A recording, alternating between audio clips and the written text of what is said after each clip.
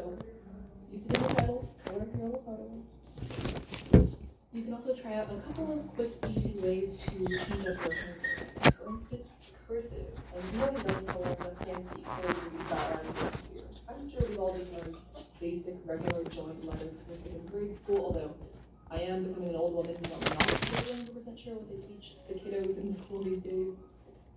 Something else you can try is tall, thin capital letters, which I'm not sure how to explain except for that they are tall, thin capital letters. Hopefully the visual is self-explanatory. Next, let's talk about add-ons, which you can combine with the other methods that I previously mentioned, or as the name would suggest, you can just add on to your regular handwriting. And the first is just a squiggly little line underneath the text. You can also just draw a rectangle around your words, which I know seems very basic, but it looks really good and it works for everyone, even if you think you have very low artistic ability. Roll it up, even if you think you can't do perfect rectangles to make a rectangle. This next idea is something I personally believe that I popularized in the study gram community because I started doing this like 5 years ago and I've been in this community for so freaking long. Maybe that makes me big-headed, but long-winded tangents aside, the idea is basically to draw 2 horizontal bars using a highlighter or the thick side of a marker. Something else you can try with your highlighters is to highlight underneath your text, kind of making a colored-in box. You can also add 2 cute little symbols on the sides of your regular title, like stars or hearts, or smiley faces, or leaves, or anything that you desire. My final, fanciest, yet still simple title idea is to draw a banner. And it's a lot easier than it looks. You just draw a line on top of the text, a line below the text, and then a greater than symbol and less than symbol to close off that banner box. Alrighty, it is me, 5 hours later, because I forgot to film this the first time, here to bring you a word from today's sponsor, Care Of. Care Of is a vitamin supplement brand that also provides personalized resources. I took the quiz and started using the daily vitamin packs about a month and a half ago, and I've really been enjoying it so far. The vitamins I have are calcium, which supports bone health, especially because I'm lactose intolerant, iron, which helps with energy and cognitive function, and this is especially important for me because I have a diagnosed iron deficiency. What up? Almost anemic, gang. And the last herbal supplement that they recommended for me is rhodiola, which is meant to help with endurance and exercise recovery. With the new year vibes coming along, one of the main things I'm trying to do is look for these smaller ways to take care of my health and make it joyful whenever possible. And I feel like these cute little supplement packets with the daily quotes and adorable graphics just make me happier when I'm taking them and therefore more likely to actually do what is necessary to support my health. Care Of also sets itself apart from other vitamin brands because they offer a holistic online quiz to help you identify what vitamins and supplements might help your needs, and it's all conveniently delivered in one package to your door every month. Additionally, the daily packs are made with compostable, eco-friendly film that you can find out how to compost at takecareof.com/p/eco. So if this sounds interesting, you can take the quiz and see what vitamins and supplements Care Of will recommend for you at the link in the description. And you can use my code STUDYQUIL for 50% off your first order. That's all for the sponsored segment, and now back to your note-taking tips. Next, let's talk about a couple of swaps you can make within your study toolkit. One thing to keep in mind, though, is that don't focus too much on this section if you haven't yet mastered your actual note-taking methods, because supplies are not the thing that will make you organized and studious. You're the only one who can do them. With that reminder to be mindful of your consumerism aside, here are my swap recommendations. First, I definitely recommend making the swap from taking notes in pencil to black pen. It always looks nicer for some reason. I think it's because the black pen contrasts more sharply with the white paper and the lighter gray or blue lines on the page. And although the difference doesn't look so stark on camera for some reason, the pencil gray is significantly lighter than the black of a black pen, so it doesn't look as nice with highlighter paper. I know it's a bit scary, but once you get used to using whiteout instead of an eraser, it's pretty much the same experience except more aesthetically pleasing. You've probably already heard of my next swap idea, but just in case you haven't, let me introduce you to the wonders of pastel highlighters. The muted color palette is just so much easier on the eyes than neon traditional highlighters. And if you don't want to buy new highlighters, you can also just use a Crayola Super Tip set. They've got a lot of nice pastel and muted colors in there. Speaking of highlighters, I would also recommend opting for thinner tipped highlighters over thicker ones when you can. Maybe this is just because I do have quite small handwriting, so it just looks more natural for me to use a thinner highlighter with my short, small handwriting, but I don't know, to me it just looks a lot nicer. Also, try to find paper with lighter or thinner lines printed on it so that it doesn't clutter up the page as much, it doesn't stand out as much, and draw away attention from the words you're writing down. The third category is just some general formatting tips, which is something you will kind of have to think about before you start taking notes and carry on throughout the entire process. So it's not as much of an easy 5-second hack as the rest of them, but here are some things to keep in mind. The best way to prevent your notes from looking overly cramped is to leave a lot of white space wherever you can, like skipping a line after each section or leaving your margins nice and wide. You could also consider folding your page in half and writing with 2 columns instead of just one really large one. It kind of eliminates the unevenness on the right-hand side and instead corrals the text into 2 nice rectangles, although your mileage may vary. And lastly, I want to point out 2 minor details about bullet points. The first is that a dot circle bullet point tends to look a lot nicer than a dash, in my opinion. Also, if you have a mega long line of text that goes over to the next line below it, make sure that you line up the start of that second line with where the first line of text starts, not where the bullet point on the first line starts.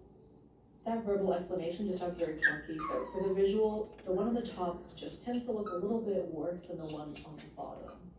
Next, let's talk about visual aids. And contrary to popular belief on StudyGram, you do not in fact have to go full on Picasso and make a masterpiece out of your sheet of binder paper. Instead, here are a couple of ideas for ways you can add visual appeal and some actual useful studying tools, all without having a single lick of artistic talent. One thing you can do that requires literally zero artistic ability is to decorate with stickers. It really appeases that inner third grader inside of me who's been collecting stickers for an entire decade. I also recommend printing out diagrams whenever possible because it serves as a helpful reference for your studying and it means that you don't have to draw them yourself.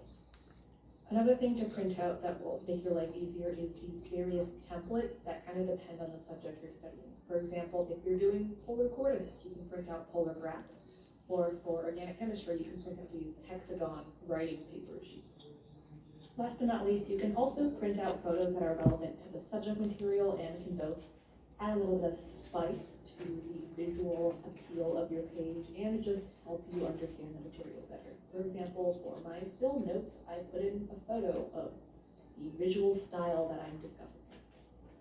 And those are all of the ideas I wanted to share with you. I hope you found them helpful, although one thing to keep in mind is that aesthetic does not equal effective study. So although some of these tips and tricks can increase your studying efficiency in some ways, they really are focused on aesthetic. If you would like some more functional note-taking techniques, I will have more videos about that linked in the description. Anyways, thank you for watching, and I upload new videos about student life every week. You can also check out my Instagram, my TikTok, and my second channel for some study-related and very much non-study related content. See you next time!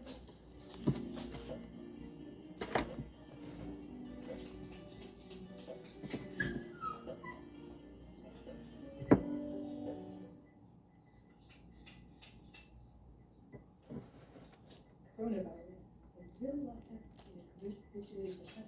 Since all of my viewers are, of course, incredibly responsible and conscientious public health citizens, I'm sure many of you are practicing social distancing by avoiding going outside, or maybe you've been forced into this social distancing public health lifestyle because your school has been shut down. Well, regardless of how you found yourself in the circumstance of being stuck inside your room for long periods of time without formal instruction in the classroom, or maybe you're watching this in like 2024 and just want to self-study for an AP test. There are so many reasons you might want to self-study. Maybe you want to prepare for an AP exam to get some college credits. Maybe you just want to learn a subject for fun. Maybe you want to learn a topic to get ahead for a class next year, or prepare yourself with some foundational knowledge for another class you have coming up. Regardless, this video will break down all of the steps for you to self-study a subject, or self-study toward. Your first step is to find a reliable textbook or book resource. The hardest part about self-studying is that you don't really know what you need to know. It's an unknown unknown. So finding a very comprehensive text resource will help you set up a framework for your own DIY course. Essentially, the table of contents of this textbook is like your syllabus. It'll tell you the topics you need to know and what level of depth you need to understand. For AP exams, this tends to be a prep book, like the Barron's or Conseguí books, or maybe a textbook. Regardless of what subject or book you choose, it's important that you do your research to find the most comprehensive resource about the topic that you're in. I recommend looking at reviews online for what the best option would be, especially if these reviews come from a teacher, a professor, or another expert in this subject area. The one thing that I want to point out is to make sure there are practice tests or review questions or practice examples included in your text. Because practice questions that come from an official source, not just those that you write yourself, are invaluable when it comes to studying. Throughout this video, I'm going to be using my AP Government Politics class as my own example of what I'm self-studying for. So for me to self-study for this example, I got this Barron's AP Gov prep book from the library. And I want to point out that, as I mentioned, it has 2 full practice tests and lots of practice. It helps to have one main resource for that one table of contents that you're going to mostly base your studying framework off of, but having an additional resource can provide more detail to the topics that you're going to cover in the resource as to what information will be the most important to you, what are the main ideas, the big ideas that you have to do, and it can offer some extra support in covering those areas that maybe that first main resource. These supplementary resources may also explain the topics in a different way that's more detailed to you and the way that you understand concepts or process information. Some examples might be videos that are available on Khan Academy, or maybe some more books if that's in your realm of financial possibilities, or maybe you can borrow notes from someone else who previously took that class or self-studied for the test. For my AP Gov example, I still have my school-issued AP Gov textbook, which we got released before school got canceled for the next foreseeable months. And there are official AP Gov practice questions available on the College Board website and through the AP Classroom website. Now that you have gathered all of these different resources, step number 2 is to use them all to set up your framework. There are 2 main places that you want to skim for. One, table of contents, of course, which will give an overall list of all the topics covered, and just flip through the book and see how the pacing goes between all of these different topics. When you're doing that skim through of the book, the questions that you want to think about in relation to the table of contents are whether some topics are covered in much more depth than others, and conversely, whether some topics are just glossed over. Generally, if something is talked about more in that book, it means it's a more fundamental, important concept to that subject area, or a topic that is covered more often on the AP exam or any other exam you're studying. Be sure to also check with those supplementary resources you got. Keep an eye out for any topics that maybe your main framework or textbook either just didn't include or didn't find to be particularly important, and see if they weigh the topics in similar ways. Do all of your resources generally agree that certain topics are more important, or is there a more uneven balancing of what each resource finds to be the most important? It's not that any one of the resources is more correct, it's just important to keep an eye out for all of this stuff so you can get as much information as you can. After you've got the bigger picture idea of what topics are being covered and which ones are the most important, it's time to concretely start writing down what topics you plan to study. So this is like writing your own syllabus. But then you also need to divide up these larger topics into smaller lessons. The way that I recommend you do this is to write out the title of each. For example, each of these numbered chapters in this AP Gov prep book are going to be each of my lessons. In the prep book that I'm using as the example, all of the sections are already approximately equal at about 20 pages each. However, chapter 1 is pretty short, so maybe I combine it in with chapter 2. Or for example, if maybe one of the chapters ended up being 50 pages, I might divide it into, say, chapter 4, first 25 pages, and chapter 4, last 25. Be sure to also write down any extra topics that aren't covered in your main resource, but may be covered in some of your supplementary resources. Now that you've got this list of lessons, step 3 is to schedule them all out. Start by counting out exactly how long your study timeline is. For example, I'm going to count down the weeks until May 4th, which is theoretically when the AP Gov test is. If you don't have an exam you're studying for, maybe you'll just set up your own deadline, and that'll be the end of summer break, or sounds good. Pick a deadline. Then once you know that time frame, for example, I have about 6 weeks until the AP drug test, divide that up into units of time. These are like the buckets you'll put lessons in. This can be a week, a day, probably no less than a day or more than a week. For example, maybe you assign yourself 3 lessons for 1 week, or maybe you want to assign yourself 1 lesson every 2 weeks. It's really up to you. In my opinion, a weekly schedule works best because a day-to-day schedule is just a little hard to manage, especially if there's a lot of variability in the amount of work that your teachers assign each day. A weekly schedule will allow you to shuffle around the work to the days when you have the least work to do. But of course, this will vary based on your personal productivity style and how your weekly cycles tend to go and how consistent they are. For example, nowadays, since I don't have school due to the coronavirus, I can do a day-by-day schedule because I have no assignment. But anyways, if you want to learn more about scheduling time, I have a chapter about this in the book Study With Me. When you're planning out this schedule, be sure to also reserve an appropriate time frame as your buffer zone between when you and when your exam is.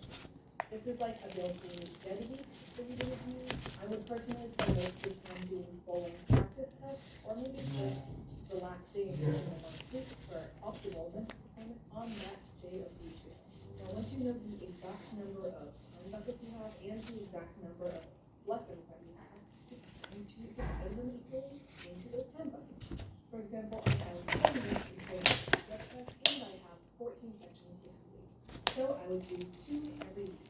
If that doesn't divide evenly, like you are assigned to 2.39715 sections in a week, you can just do a little bit more some weeks and a little bit less other weeks. Just balance it out until you finish at your finish line. And step 4, arguably the hardest step, is to execute. You properly pace yourself out for all of these topics that you have to cover. And now the question is, how do you cover these topics? Here's the method that I found works best for me and that I think would probably work for most people. But of course, feel free to modify. You know yourself and your studying habits best, so trust yourself. First step would be to read, to actually get that information in my brain.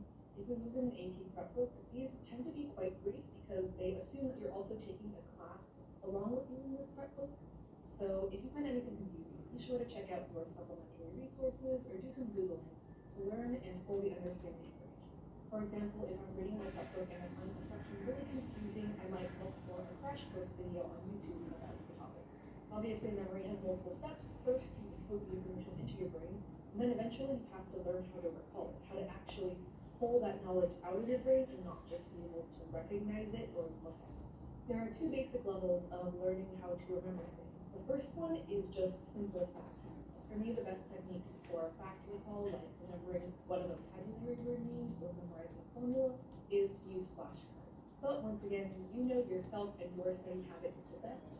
I have a video about studying techniques if you'd like some ideas or you want to learn more about studying. The second level of remembering is to not just be able to recall basic facts, but to be able to do more higher level analytical style thinking with those facts. For those, I recommend doing practice tests. It's honestly quite difficult to do this without having questions already written for you by an expert who already knows everything about this topic. So that's the reason I recommended finding a textbook resource that already has questions included. And you could also go online and find example AP tests or example final exams that professors have uploaded. And especially if you're studying for an AP test, I recommend doing those AP practice questions so you can get used to the style of questions that they ask. For example, for my AP book studying, I would make Quizlet flashcards for those main vocab words that they have emphasized at the beginning of each chapter. And then I would do the review questions that are at the end of each chapter, along with any other AP book practice questions. Another very important aspect of doing the studying part is actual learning. It's good to do all of this practice, but you don't want to practice and perfect the method of getting the wrong answer. ¿Sí tiene su perrito morado? No sé. ¿Por qué no? Me está pidiendo que vaya para arriba. ¿De qué? Me está pidiendo que vaya para arriba, pero no puedo subir. Entonces, no, mira que... Está más rápido, güey. No más. ¿Qué quieres?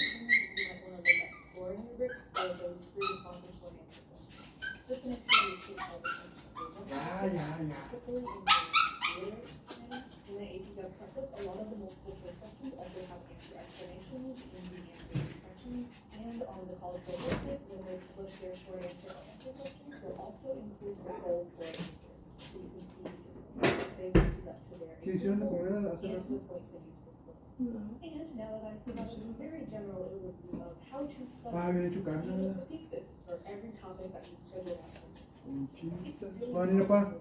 No, creo que hasta el viernes.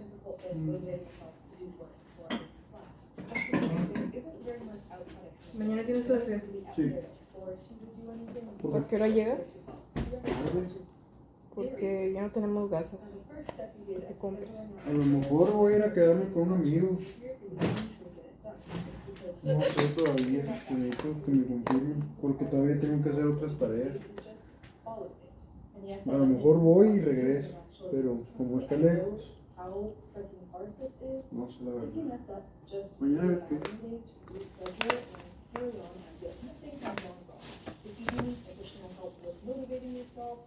Scheduling things and avoiding procrastination, I will link some videos about those topics in the card and in the description. I hope you found this video helpful, and I'm sending all of the best wishes as to COVID-19 and any tests and academic difficulties that you might be dealing with. If you are stuck inside and a little bit bored, maybe you want to watch some more of my videos. I post new videos every Monday, and I post photos of my notes and bullet journal on my Instagram, which is @studying. See you next time, and stay healthy.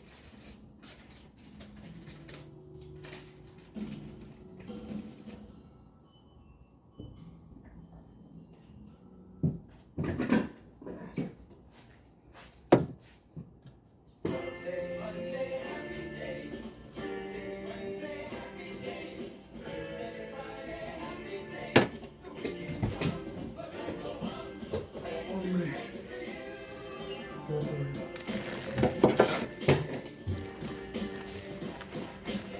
Let's talk about what exactly time management actually means.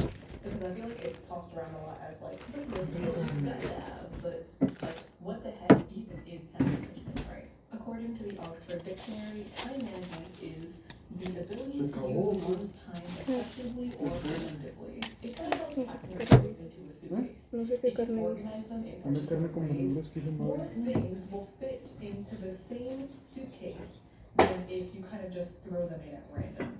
And the same can be said for your time. If you organize your tasks and events and you're just doing nothing in the correct way, it'll seem like you have more time in each day or week or month. And that's really what time management is all about. Optimizing and taking advantage of our most limited finite resource, Your Honor, time itself. Let's stop talking about the concept of time before I have a full-blown existential crisis live on camera. I'll break it down into what I see as the 4 basic skills involved within time management. And those, the things that hopefully you'll be able to do by the end of the video, are reduce, prioritize, plan, and execute.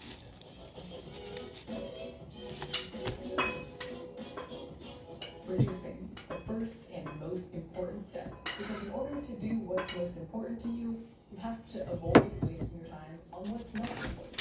Here are 2 tips on how to do that. First of all, and don't take this specific tip as like gospel, just the overarching concept of this one, right, is don't do all of your reading. Now maybe you do actually need to do all the reading, but that's not the point of this. My point is that you don't actually have to do 100% of all available tasks at 100% perfection in order to reach the goal that you desire. Like, sure, if your goal is to be a researcher in your field of interest, yeah, you probably want to do as much reading as possible so you have as much knowledge as possible. But if your goal is just to pass a class or to get a certain grade and then graduate with a degree, then you only have to do enough reading to write your papers, finish your assignments, get a grade, and be done. And for recovering perfectionists like myself, this can be something really hard to accept. A lot of us who are both perfectionists and procrastinators tend to have this all or nothing mindset. An example of the thought process that might be familiar to this type is, oh no, I forgot to do a chapter of reading. I am going to fail my test in this class. Even though realistically the only thing that's going to happen is maybe you'll lose a few percentage points on one exam. So first and foremost, you want to let go of this mindset because, you don't have to pick these 2. There's a huge range of variation. You can pick good or great or fantastic. It doesn't have to be perfect. I know it's hard to let go of wanting 100% perfect everything. It's taken me like the better half of the year. I'm still not there yet. So trust me, I understand. It's not that easy. But as you work on it, I want to introduce you to another concept that might guide what you decide to spend your time on, which comes from economics, which is the principle of diminishing returns. The basic idea is that you can keep investing more and more time and energy and other resources into a project, but that doesn't necessarily mean that your output will continue increasing in proportion with the amount of resources. Most of your life endeavors will have a maxing out point that your results will approach but never quite reach. For instance, with grades, it might be that perfect 100%. And of course, you can keep striving towards it, but at a certain point, you might decide that your resources, especially time, might be better spent elsewhere. The time spent on your first task might not offer the same kind of return on investment as the time you spent on another task. For example, like say I have 95% of my English class, and I spend 3 hours working on a paper for that class just to increase my grade to 96, which might be a smart idea if I didn't have like an 80% in my physics class, and I really needed to study for that, and I should have spent 3 hours, studying for physics to increase that grade to a 92, instead of just spending the same amount of time increasing my other grades by Ay, Shori. My next piece of advice is that constant growth is neither realistic nor required. ¿No tienes piedritas? Agriculture, where we're Sí, all creo que. constantly Piedritas así como que decorativas. or reaching exponential growth rate. Growing up. I feel like the outside world is always pushing for growth and for it to be as rapid as possible. But this completely ignores the time and labor it takes to just maintain, to just keep homeostasis. Staying where you are is viewed as stagnating or resting on your laurels, but this doesn't have to be the case. Maybe where you are, just it's good enough. You worked hard to reach it, you've reached your personal goal, and maybe you don't necessarily want to reach the constant growth goals that others are pushing onto you. For example, with my YouTube channel, it does take a lot of time and effort for me to just keep going with what I'm currently doing, which is like posting a video a week, maybe more during the summer, but usually it's just like about one video per week. But then there's this constant like message being pushed on me almost with like, what are you gonna do next? You're gonna make more videos? You're gonna start a podcast? Make a merch business? Like add something new all the time? But realistically, I don't have time to be adding these extra things to what is already a very busy workload as a full-time student and part-time YouTuber. And it's especially true that I don't need to add these because I've already fulfilled my goals, which are making creative videos that I like to make and watch. My goal has never been to make huge amounts of money, so these growth-minded whatevers like are necessary for me to reach what I want. Enforcing growth on yourself when your time really cannot stretch that thin anymore can lead to significant burnout. This is like about to happen to me with YouTube, possibly. I don't know, maybe like a channel update to see how broken I feel at the end of the summer. Don't get me wrong, there is nothing wrong with wanting to improve yourself, but you don't have to be improving yourself at a huge, unsustainable rate at all times. Make sure you're gentle and kind to yourself as you grow, and remember that progress isn't always linear. There will be ups and downs along the way. And speaking of reducing your workload, let's take a quick break for a word from today's sponsor, Curology. Curology can definitely help you take one thing out of your workload, which is the tedious process of researching skincare products, trying everything out to make your skincare routine. Want to tell you a bit more about Curology while I do my nighttime skincare routine and wash off all of my makeup so you can see my actual skin. Okay, while I do this, let me just tell you, I've been using Curology for like a year and a half, and it really has been a game changer in my skincare. I look insane. I got my first Curology bottle back in the early quarantine days when due to suddenly being stuck inside all the time and like the weird weather shift, my skin became extremely dry and flaky, and this really helped relieve some of that weird flakiness. I don't really feel recent before nutrition because I haven't had any skin problems really since then. I mean, you can see right now, this is how my skin looks with no makeup, no filters.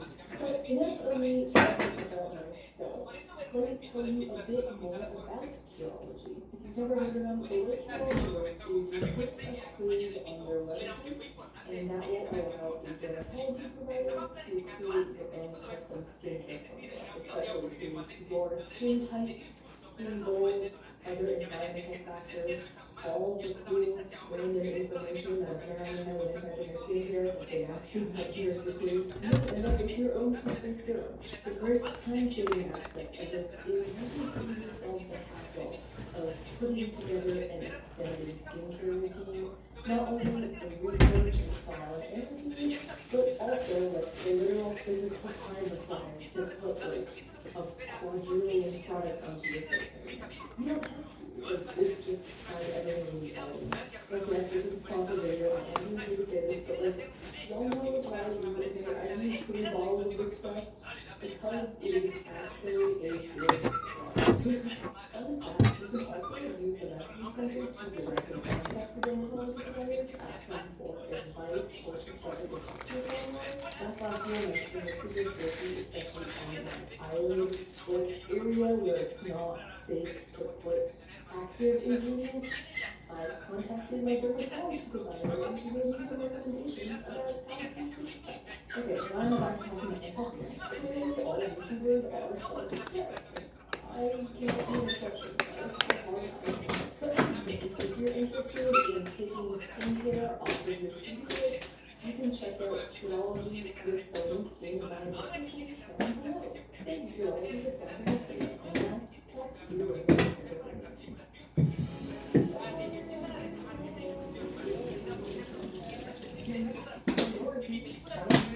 Prioritizing. So I've come up with this revised version of the Eisenhower matrix as a method for prioritizing that works the best for me. The way the traditional Eisenhower matrix model works is helpful for business people rather than students because it has you delegate or just remove the things that are not essential. But I feel like I never have non-essential things on my to-do list anyways, so we're gonna scrap that section. And I've supplanted the 2 dimensions to consider as difficulty and urgency. So you want to prioritize doing the harder tasks first before you run out of brain power, because easier things can be done a little more sloppily with your tired brain. And the second dimension, urgency, should be quite clear, like do the things that are more urgent first. Even if you don't fill out a